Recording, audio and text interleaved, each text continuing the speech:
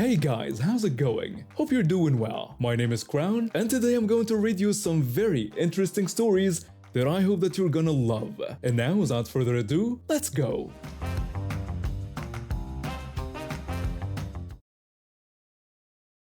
I've been working from home for almost 6 years now. Started right after college when remote work was still pretty new for most companies. Over the years, I've gotten really good at managing my time and keeping clients happy without needing someone breathing down my neck. I've worked with different teams, different managers, and honestly, most of them got it. They understood that when the work gets done and clients are satisfied, everything else is just noise. Then I joined this new company 3 months ago. The pay was better, the benefits were solid, and the role was exactly what I've been doing for years: client communication and relationship management. Simple stuff, really. I handle all the client calls, emails, and meetings.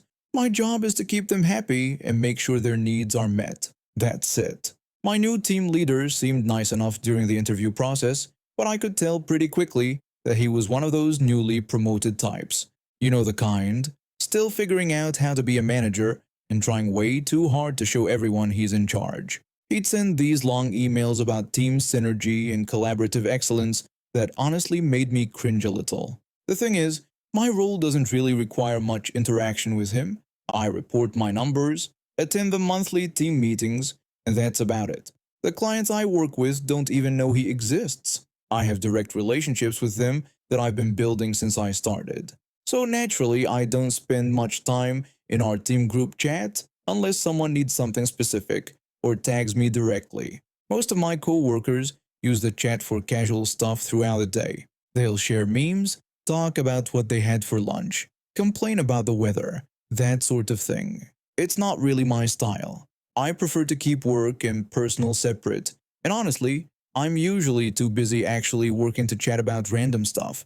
3 months into the job, we had our first quarterly review. I was feeling pretty confident going into it. All my key performance indicators were perfect. Client satisfaction scores were through the roof, retention rates were excellent, and I'd even brought in 2 new accounts ahead of schedule. I was expecting at least a solid review, maybe even some recognition.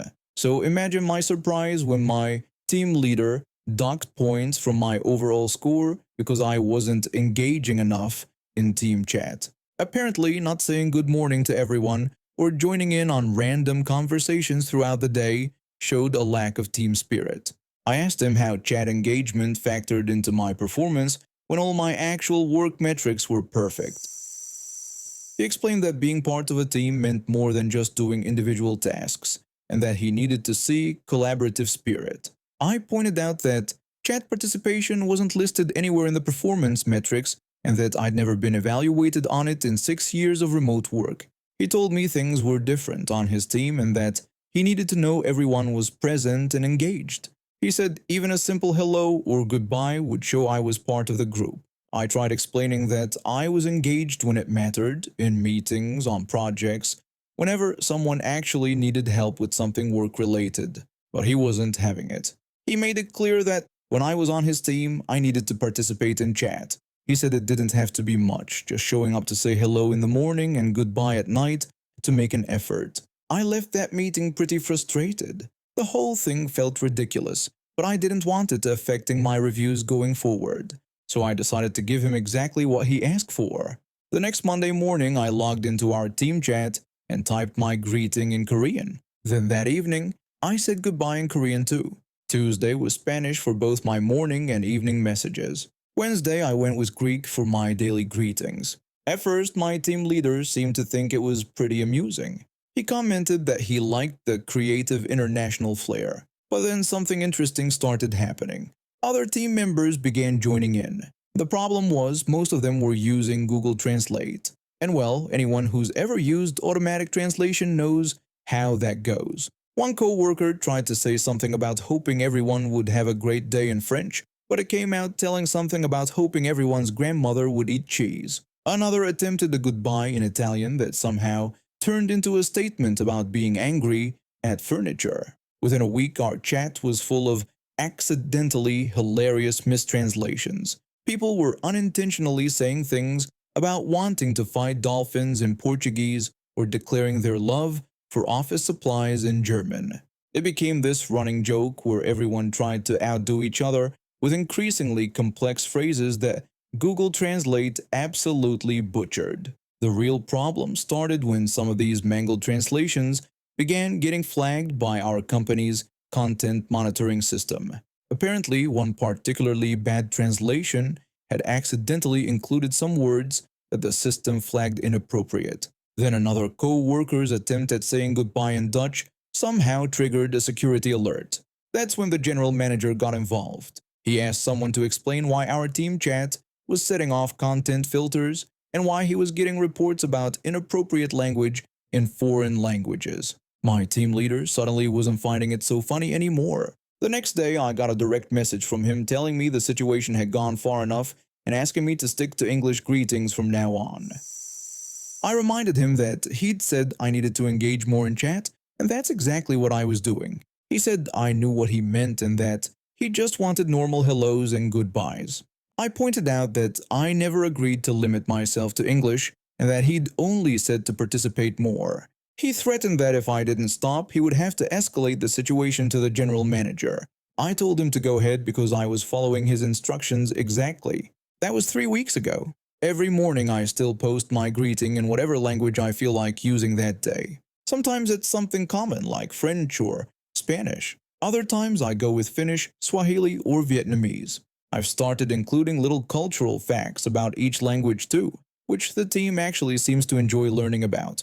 The rest of the team has mostly gone back to English, but they'll occasionally throw in a greeting in their own languages or ask me to teach them how to say something specific. It's actually brought the team together more than any of his forced team-building exercises ever did. My client work hasn't suffered at all.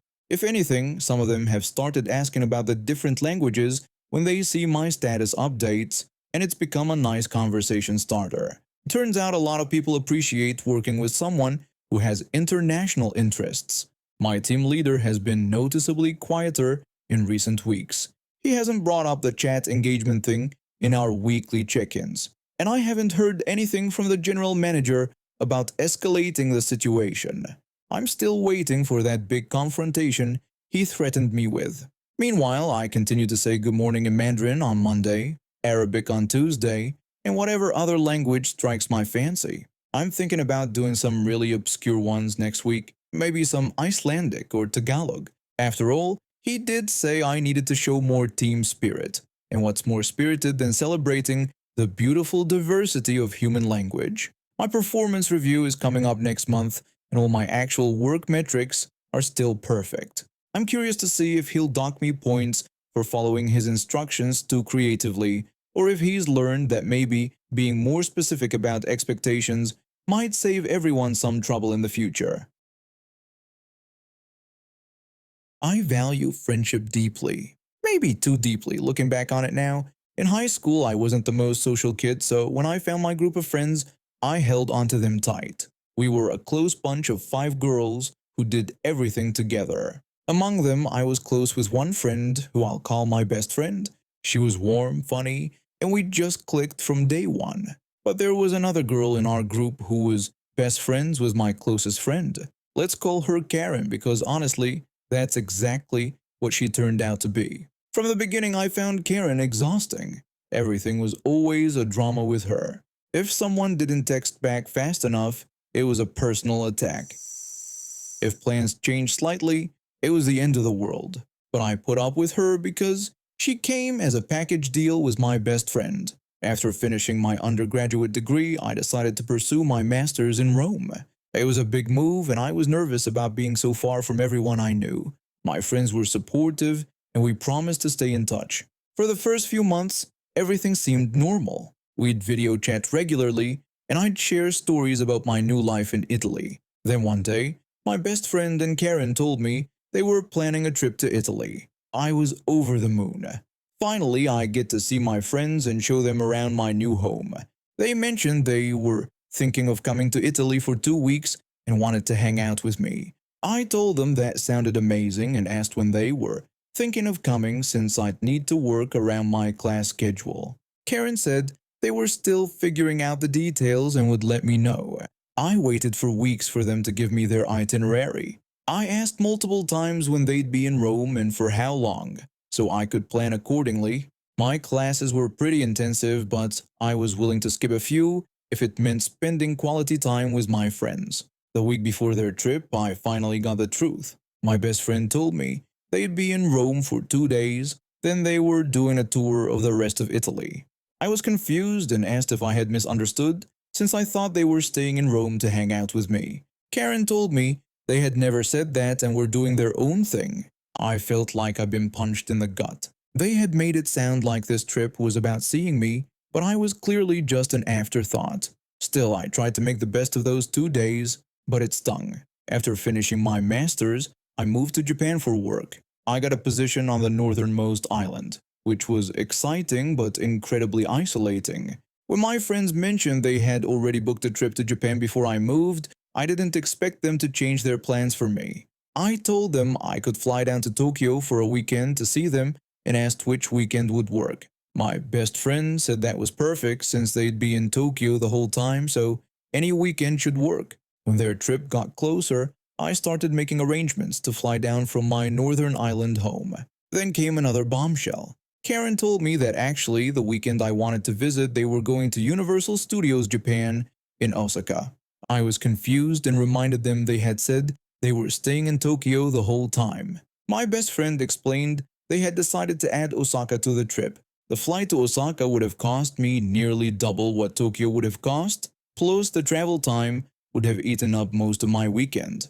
I couldn't afford it, and frankly, I was getting tired of their constant plan changes. I told them I couldn't make Osaka work, but hoped they'd have fun. Strike two. I was starting to see a pattern, but I still held out hope. These were my oldest friends after all.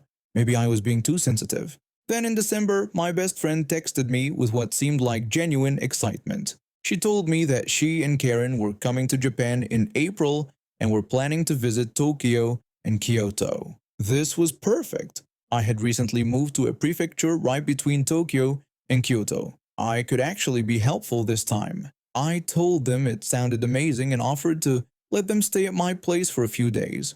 I mentioned I was between jobs right now, so I was totally free to travel around with them. My best friend said that sounded incredible, and that she was excited to explore Japan with me. I asked them to just keep me in the loop with their planning so I could coordinate everything on my end. She assured me she would. I was genuinely excited.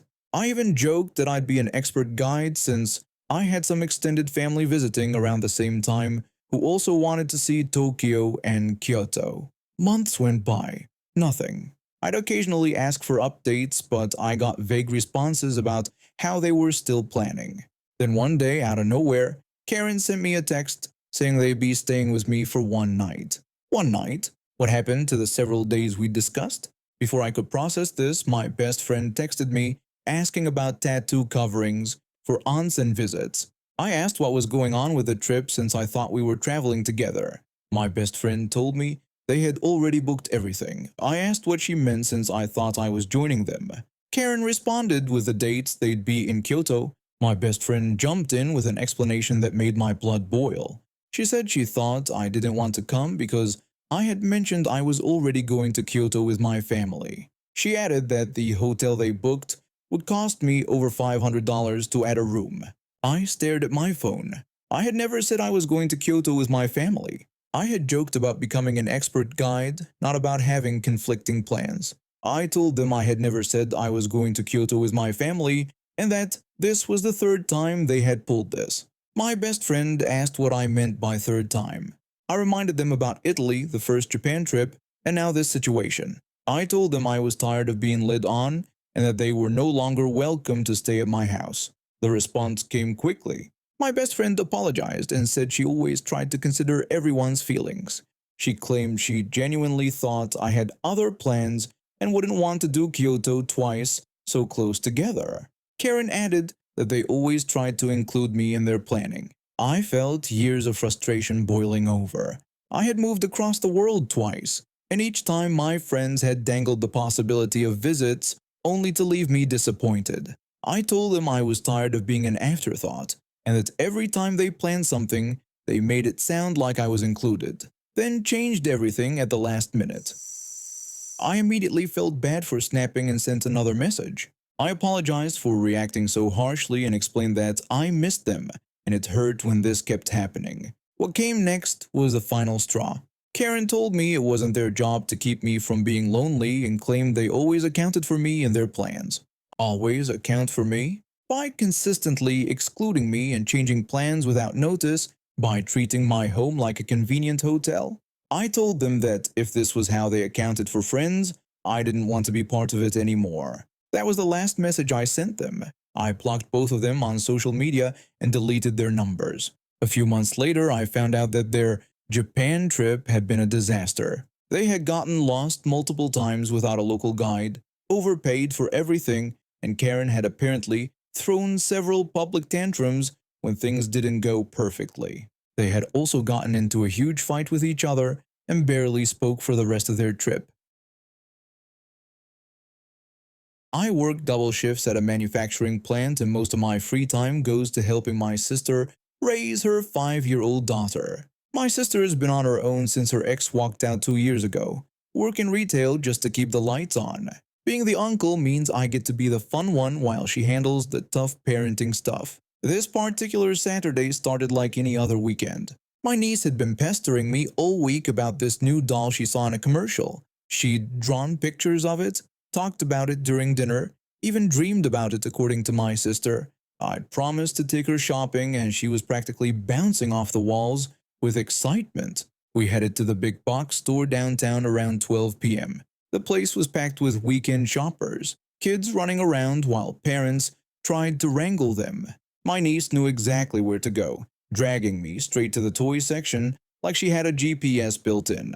She found her doll right away, clutching it like it was made of gold. I was crouched down looking at some other toys on the bottom shelf when I heard her voice change from happy to scared. My niece told someone she didn't want to go with them, calling for her uncle. I looked up and saw this woman, probably in her 40s, grabbing my niece's arm and trying to pull her away. My niece was holding onto a display rack with her free hand. The doll dropped on the floor.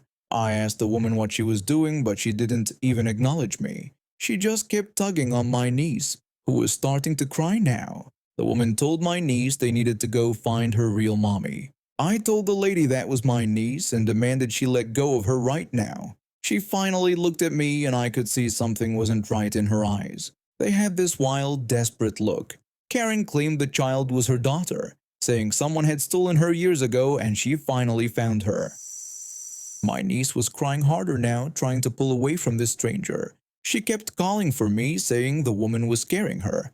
That's when Karen made her move. She scooped up my niece and started speed walking toward the exit. My niece was screaming and kicking, but Karen had a solid grip on her. I yelled for her to stop and put my niece down. I chased after them, my heart pounding. Other shoppers were starting to notice the commotion, but Karen was moving fast. She was maybe 20 feet from the automatic doors when I caught up. I threatened to call the police if she didn't put my niece down. Karen screamed that the child was hers, that she'd been looking for her for 3 years, claiming her father took her away. This woman was completely delusional. My niece was born at the local hospital. My sister never left town, and I've been there for every birthday party and Christmas morning. My niece cried for me to help her, saying she didn't know this woman. I've had a concealed carry permit for 5 years. I work late shifts in a rough part of town, and my sister lives in an area that's seen better days. I'd never drawn my weapon before, never even thought I'd need to. But watching this stranger try to kidnap my niece, seeing the terror in that little girl's eyes, every protective instinct I had kicked in. Karen was almost at the doors. The parking lot was busy with cars backing out, people walking around. If she got my niece outside, anything could happen. Maybe she had a car waiting, maybe an accomplice. I drew my pistol and aimed at her legs. I shouted for her to stop right now or I would shoot. Karen yelled back that I couldn't threaten her because the child was her baby. She kept moving toward the exit. I fired once, hitting her in the thigh. The sound echoed through the store like a thunderclap. Karen screamed and went down hard, my niece rolling away from her when she fell. I holstered my weapon and ran to my niece, checking her for injuries while Karen writhed on the floor clutching her leg. Karen screamed that I shot her and that I couldn't shoot people, claiming she was the victim. I told her she tried to kidnap a child and ordered her to stay down and wait for the police. Store employees came running over, customers were pulling out phones. I called 911 myself while holding my sobbing niece. I explained to the operator that a woman had just tried to kidnap my 5-year-old niece and that I had to stop her with my firearm. I said we needed police and an ambulance. The cops arrived in under 5 minutes. I immediately identified myself as the shooter, showed them my permit, and explained what happened. Multiple witnesses backed up my story, and the store's security cameras caught everything. Karen kept ranting from her stretcher about how my niece was her stolen daughter, how I was part of some conspiracy against her. The paramedics said the bullet shattered her femur pretty badly. My sister arrived just when they were loading Karen into the ambulance. She was shaking, crying, holding her daughter like she'd never let go.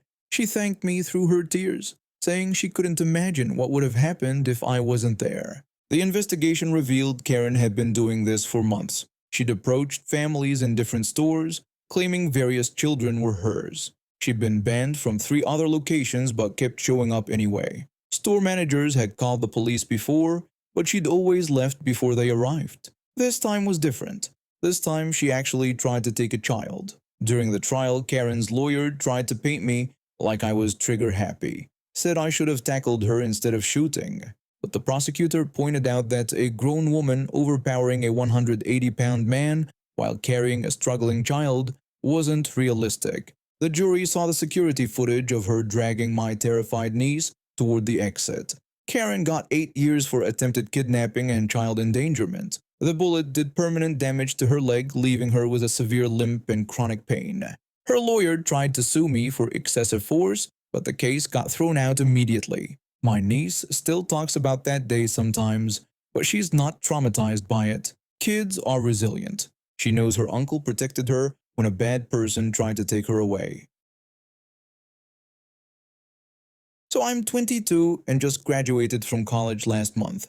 It feels surreal, honestly. 4 years of sleepless nights, ramen dinners, and cramming for exams finally paid off. I was the first person in my family to get a college degree, which made it even more special. My parents worked 2 jobs each to help me through school. Dad worked construction during the day and stocked shelves at night. Mom cleaned offices before dawn and worked at a diner until evening. They never complained, never made me feel guilty about the sacrifices they were making. My little sister, who's still in high school, always bragged to her friends about her big sister going to college. And my grandma, who raised my mom as a single parent, always said, education was the one thing nobody could take away from you. When graduation day approached, I was told each student only got 4 tickets because of limited space in the auditorium.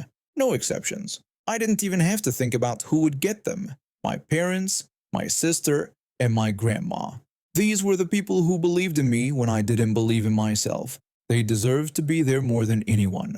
The day before the ceremony, I was getting ready for bed when my phone buzzed with a Facebook message. It was from someone I barely knew, the mom of a girl from one of my classes. We'd maybe exchanged 3 sentences total during the entire semester. The woman messaged me asking if she could have one of my extra tickets since she heard I wasn't bringing a boyfriend or partner. She explained that her daughter was only allowed 2 guests and she needed more.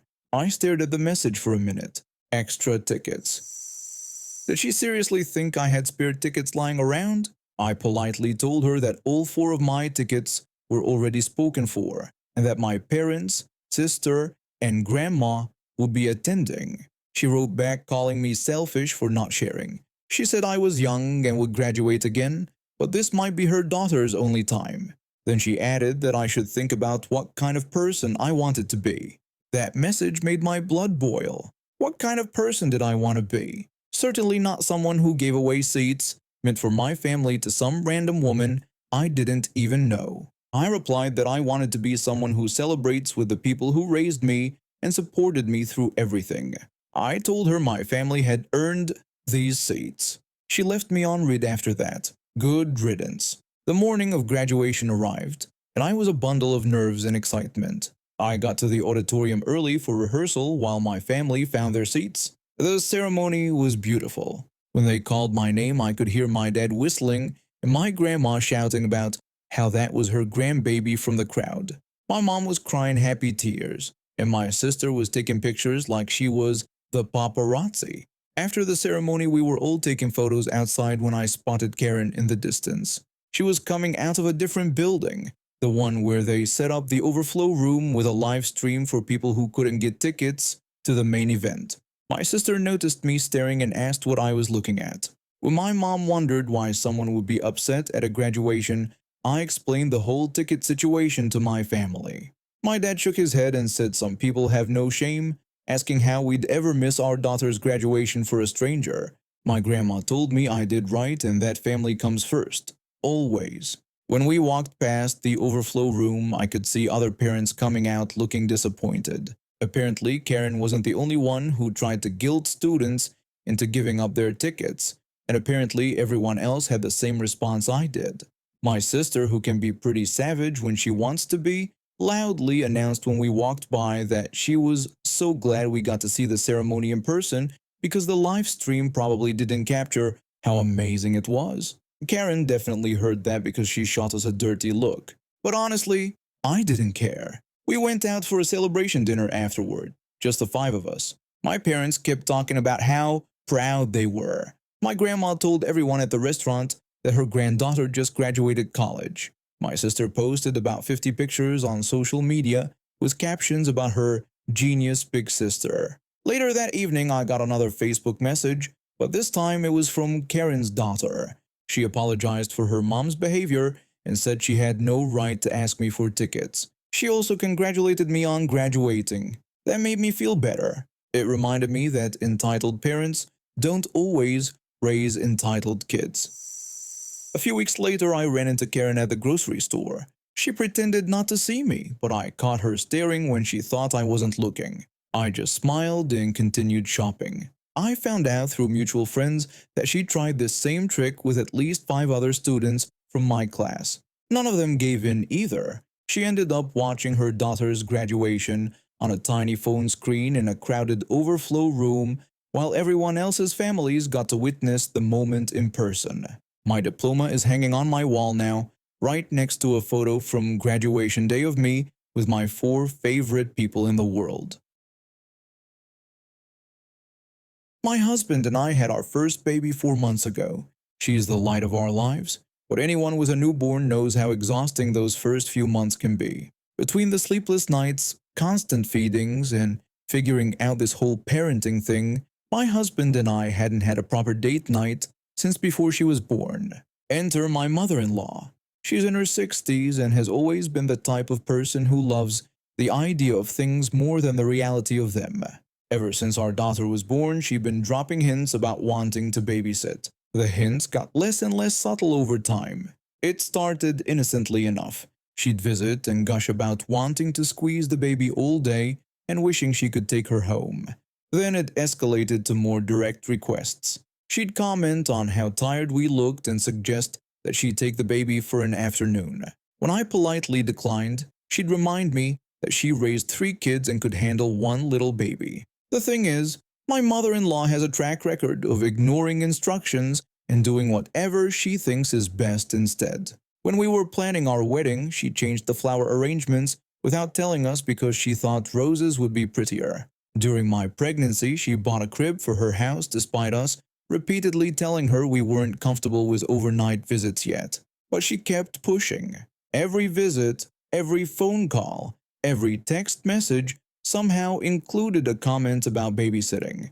She started saying she didn't understand why we wouldn't trust her with her own granddaughter. When my husband tried to explain that it wasn't about trust and we just weren't ready yet, she'd demand to know when we would be ready since the baby was already 4 months old. This went on for weeks. She'd guilt-trip my husband about how she never got alone time with the baby and how we were depriving her of grandmother bonding time. She even started telling other family members that we wouldn't let her babysit, making it sound like we were being unreasonable. Finally, our anniversary was coming up. My husband had made reservations at the restaurant where we had our first date, and honestly, We both really needed a night out. The constant pressure from his mother combined with our exhaustion finally wore us down.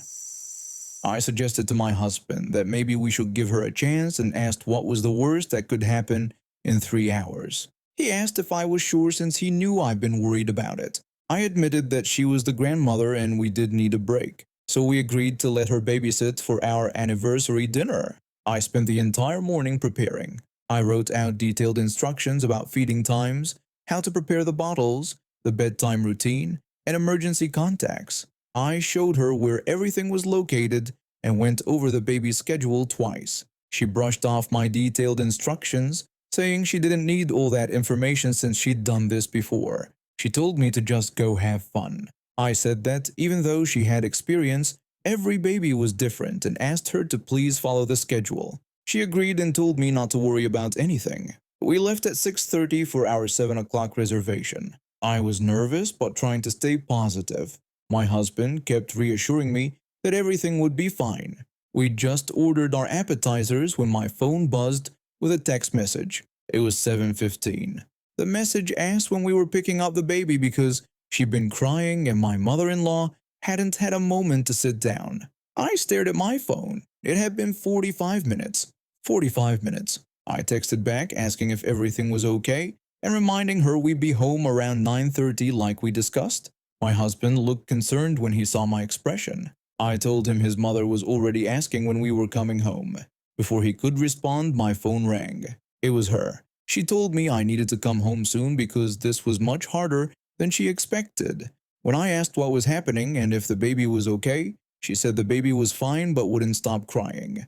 Then she complained that she thought she'd get to cuddle the baby and take cute photos for her social media, not do all this actual work. She'd begged us for weeks to babysit, and now she was complaining about having to take care of the baby. I asked if she tried following the feeding schedule I left. She admitted she'd only looked at it but fed the baby earlier because she seemed hungry. Now the baby wouldn't eat again and was fussy. Of course, she didn't follow the schedule. Of course. I told her we'd be home soon. We barely touched our food. The romantic anniversary dinner we'd been looking forward to for months was ruined. We asked for our meals to be boxed up and drove home in tense silence. And when we walked through the door, we found my mother-in-law sitting in the living room, holding our daughter with the most dramatic expression I'd ever seen. She looked like she was posing for a painting titled Grandmother's Noble Sacrifice. She acted relieved to see us and then said that next time we should hire someone because she wasn't our free nanny. My husband and I looked at each other. She had literally begged us for weeks to let her babysit. We had given her one single evening, and she was acting like we'd forced her into unpaid labor. I took the baby from her arms and immediately started checking her over. She seemed fine, just a little fussy from being off her routine. My mother-in-law continued her dramatic performance, sighing heavily and rubbing her temples like she'd just survived some great ordeal. She started gathering her purse and coat while muttering about how much work babies were and how she'd forgotten how demanding they could be. Then she had the nerve to suggest that maybe we should wait until the baby was older before asking her to babysit again. I told her not to worry about that because there wouldn't be a next time. She looked shocked, like she couldn't understand why we might not want her help again after she'd just complained for an hour about the very thing she'd begged us to let her do. My husband walked her to the door while I focused on getting our daughter back on her routine. I could hear her telling him that she was just being honest and that babysitting was harder than she remembered. She seemed genuinely confused about why we were upset.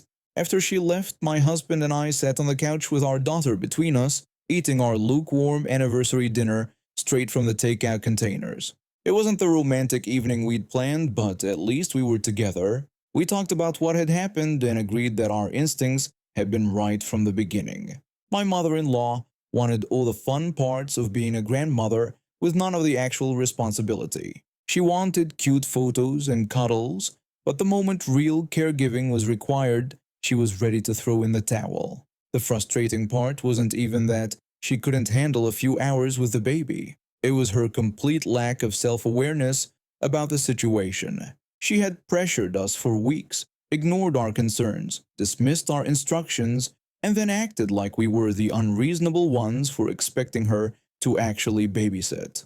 My mother-in-law still asks about babysitting occasionally, but now she frames it differently. Instead of begging, she makes passive-aggressive comments about how other grandmothers get to spend time with their grandchildren. We just smile and change the subject. Our daughter is now 8 months old, and we've found a wonderful babysitter who follows instructions and doesn't complain about actually doing the job. My mother-in-law can stick to supervised visits where she gets her cute photos and cuddles, and everyone else can handle the real childcare. Safe to say, there will be no next time. And now we have reached the end of today's stories. Thank you for watching, and see you next time.